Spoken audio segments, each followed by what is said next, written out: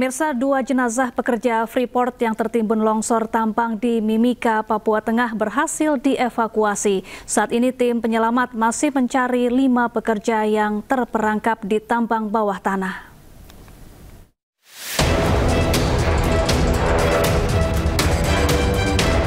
Tim penyelamat berhasil menemukan 2 jenazah pekerja Freeport yang tertimbun material basah di lokasi tambang bawah tanah Grasberg Block Cave, Mimika, Papua Tengah, Sabtu pagi. Saat ini kedua jenazah bernama Irawan 46 tahun dan Wigi Hartono 37 tahun sedang dilakukan proses identifikasi oleh tim Inafis Polres Mimika untuk kemudian dilakukan visum.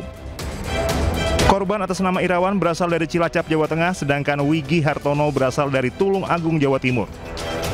Saat ini tim penyelamat masih mencari keberadaan 5 pekerja lainnya yang terperangkap di lokasi tambang bawah tanah Grasberg Block Cave. VP Corporate Communication PT Freeport Indonesia, Katri Krisnati mengatakan meski terus-menerus menghadapi tantangan besar dan risiko keselamatan tinggi, tim penyelamat bekerja tanpa henti membuka akses menuju lokasi keberadaan para pekerja dengan alat berat jarak jauh, bor, dan drone. Tantangan terbesar yakni volume material basah yang masih aktif dalam jumlah yang besar, jauh lebih besar dari yang pernah terjadi. Hal ini membuat proses penyelamatan menjadi kompleks, penuh risiko, dan memerlukan waktu tambahan untuk menyingkirkan material dalam jumlah besar. Pemirsa, aktivitas Gunung Lewotobi laki-laki di Kabupaten Flores Timur, Nusa Tenggara Timur kembali meningkat. Warga di sekitar gunung diminta waspada, sementara bandara ditutup. Aktivitas Gunung Lewotobi laki-laki kini berada di level 4 atau status awas. Warga diminta menjauh dari kaki gunung. Warga yang terdampak abu vulkanik juga diimbau mengenakan masker.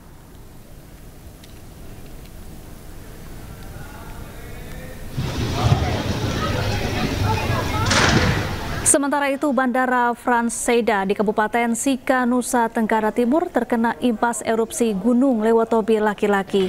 Bandara ini ditutup sementara sejak 2 hari lalu. Sejumlah penerbangan dari dan menuju Kabupaten Sika dibatalkan. Para penumpang terpaksa melakukan reschedule atau penjadwalan ulang. Sebagian penumpang mengajukan pengembalian uang dari tiket yang telah dibeli. Antri sembarang.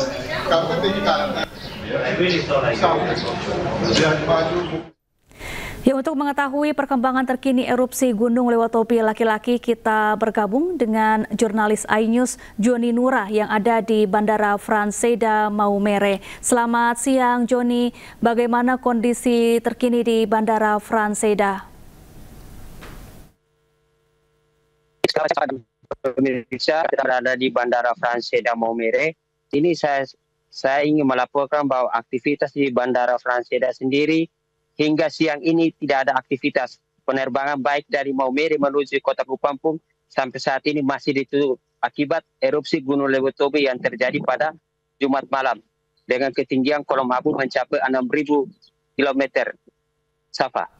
Iya Joni, kalau dibandingkan dengan hari sebelumnya, apakah kolom abu maupun abu vulkanik yang terasa di Bandara Frans Seda mengalami peningkatan atau menurun dibandingkan hari sebelumnya?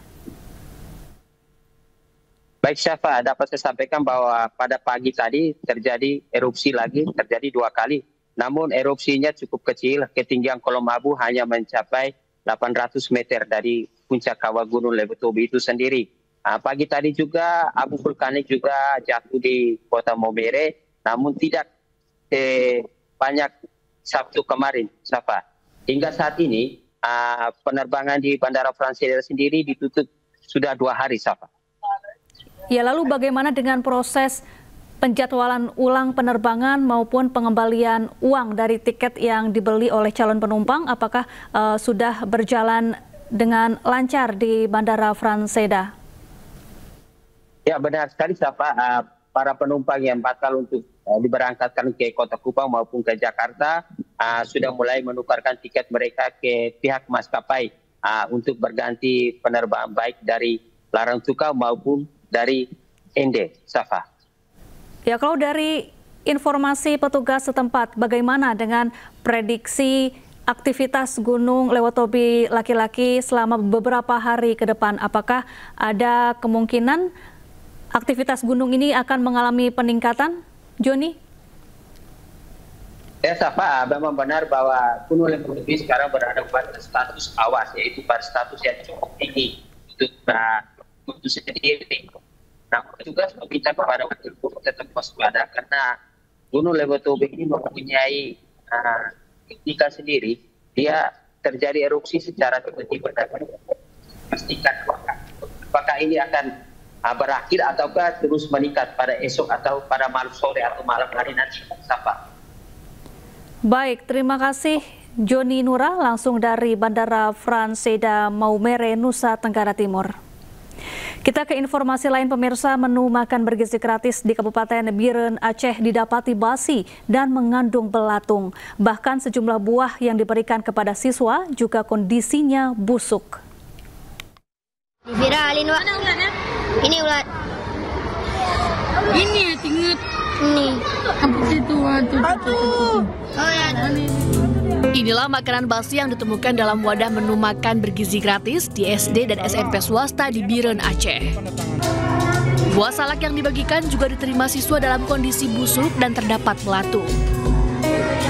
Para siswa pun menolak mengonsumsi MBG karena mayoritas makanan berbau tidak sedap. Peristiwa ini langsung mendapat perhatian serius dari pemerintah setempat dan pihak Kejaksaan Negeri Biren usai dilaporkan orang tua siswa.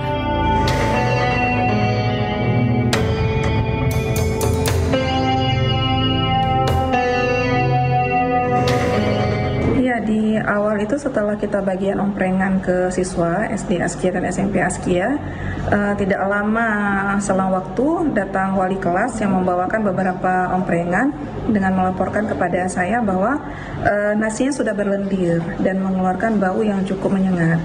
Menyampaikan bahwa anak-anak SD menemukan adanya belatung yang keluar dari dalam udang, lauk udang yang disajikan di dalam omprengan, dan juga ada yang beberapa menemukan ada salak yang busuk, tapi jumlah salak yang busuk juga tidak banyak.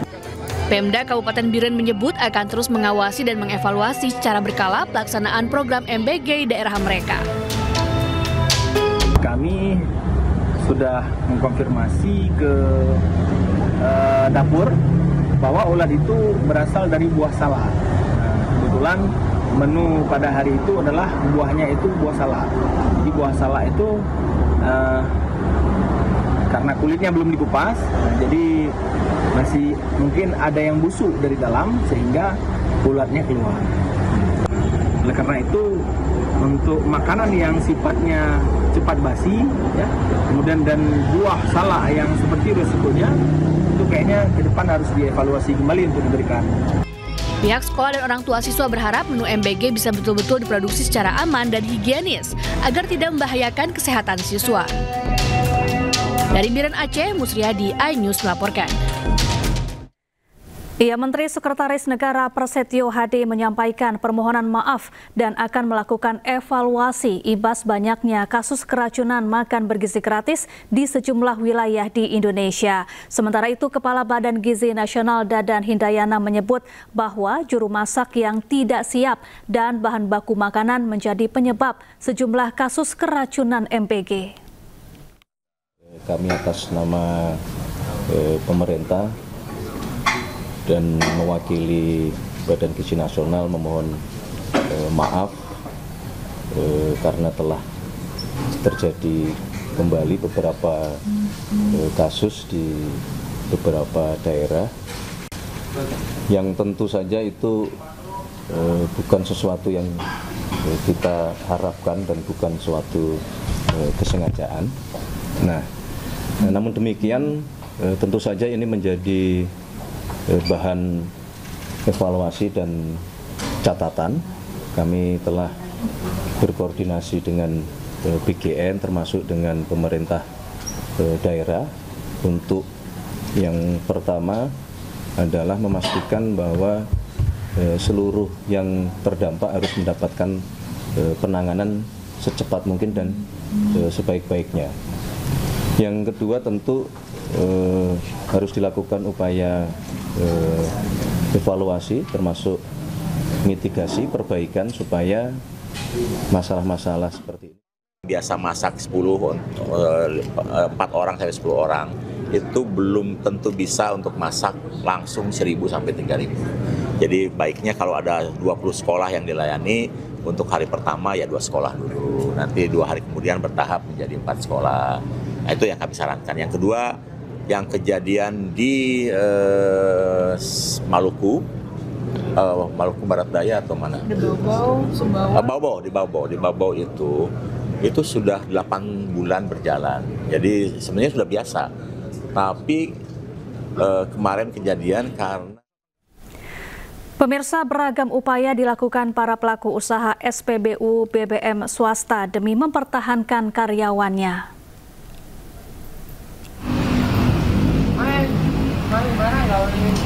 Mas, kok sampean dulinan banyu ngene tambah aku mbapet, dapen kok gak totolan bensin, Mas? Sekarang cuci motor, Mas. Oh, cuci motor. Iya. Oh. Usai viral video sejumlah petugas SPBU swasta berjualan kopi akibat stok BBM yang dijual kosong. Kini ramai video sejumlah pegawai SPBU swasta di kawasan Surabaya, Jawa Timur melayani jasa cuci motor.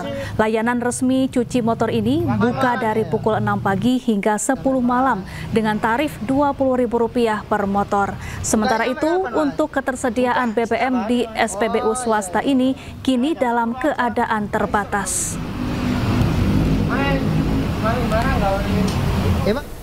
Ya, kelangkaan BBM SPBU swasta terus mengundang iba. Di tengah ancaman PHK, pegawai SPBU swasta terpaksa banting setir berjualan aneka dagangan menyiasati ketiadaan stok BBM. Sampai jualan durian montong, bayangkan. Jualan kue, jualan... Kita juga ada durian montong atau kue lapis ya. Kalian nampak ya. Kesian sih. Masyarakat terus membagikan cerita momen pegawai SPBU swasta terpaksa menjajakan aneka dagangan di tengah langkanya stok BBM. Tak hanya di lokasi SPBU, karena kosongnya stok BBM di sejumlah SPBU swasta, para pegawai berkeliling menjajakan kopi, berharap bisa menjemput rezeki. Fenomena ini bukan soal kreativitas, namun karena ancaman PHK yang membayang jika kelangkaan terjadi entah sampai kapan. Kelangkaan stok bahan bakar minyak di SPBU swasta terjadi sejak akhir Agustus 2025 dan masih terjadi hingga kini. Meski masih bisa mengisi BBM di Pertamina, masyarakat mengaku resah lantaran tidak punya pilihan SPBU. Di tengah isu monopoli yang diharapkan tidak benar terjadi, gerak cepat pemerintah mencari solusi masih terus dinanti. Menteri Energi dan Sumber Daya Mineral Bahlil Lahadalia menjelaskan kesepakatan yang dihasilkan dalam rapat antara Badan Usaha Penyediaan BBM swasta dan Pertamina. Pihak swasta menyetujui berkolaborasi dengan pemerintah. Menurut Bahlil, kuota impor BBM swasta telah diberikan sebesar 110% dibandingkan tahun 2024. Namun jatah 110% yang diberikan habis sebelum 31 Desember. Pemerintah memutuskan mekanisme impor dilakukan bersama antara Pertamina dan pihak swasta. Teman-teman, saya ingin menjelaskan bahwa impor ini bukan satu pintu. Kuota impornya ini kan sudah diberikan 110% dibandingkan dengan tahun 2024. Contoh, kalau AKR dapat 1 juta kiloliter 2024, maka di 2025 itu ditambahkan 10%, berarti 1.100.000 kiloliter. Dalam prosesnya ada kekurangan, jadi kekurangan itu yang diberikan. Jadi nggak ada itu satu pintu mas. Ke Pertamina itu pakai kontrak spot atau ICP? Nanti B2B lah, negara tidak boleh mengatur juga sampai teknis begitu. Kita sudah sepakat open book dan bisnis to bisnis dari mereka. Ya. Stabil, harga tidak ada kenaikan-kenaikan, harga stabil tergantung harga